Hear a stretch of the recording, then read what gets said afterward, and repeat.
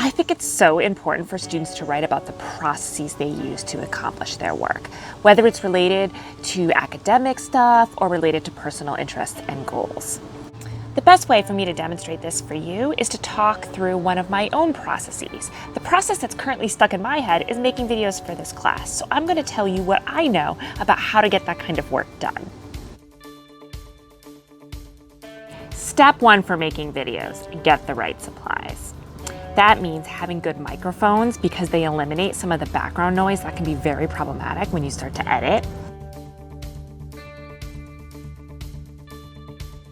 Make sure you have good editing software. I'm just using something for free that's on a regular Windows machine, and that works fine, but there's a ton out there. And finally, figure out how you're going to disseminate your videos. As you guys know, I'm just using YouTube. For any video that you're creating, write a script. It doesn't have to be fancy. In my case, usually I do something in a Google Doc, and there's two things I like to do: have a bunch of bullet points and bold the words that I want to emphasize during any video.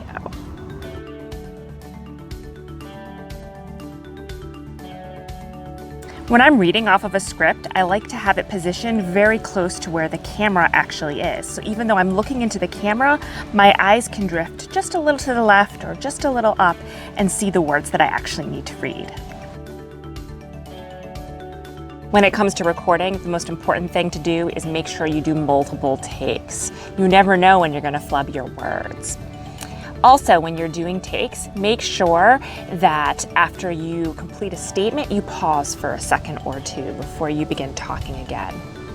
This makes things so much easier during the editing process. Try to do your recordings for any specific video around the same time of day. That's because the background noise that you do hear in any video changes throughout the day. For example, you'll hear more birds chirping early in the morning and later in the evening.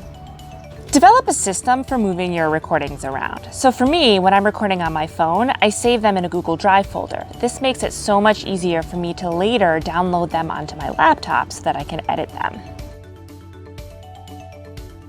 When it comes to editing, make sure that your videos aren't more than 5 minutes. There's really strong pedagogical reasons for doing that. No one's gonna watch a video that's more than 5 minutes, so don't do it. Also, editing is a really good opportunity for you to add some background music if you like to do that kind of thing. There's a lot of free, copyright-free material out there that you can add to a video.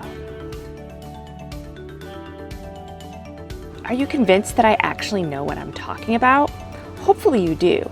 And that's kind of the point, is that when you describe your process, you're proving that you actually do the thing that you're describing, and that you know how to do it well.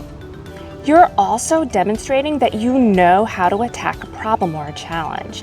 You know how to troubleshoot. You know how to read a situation and know when something worked or when it didn't, and what to change to make it better. I want to leave you with a story I heard from a former student who was applying for a job.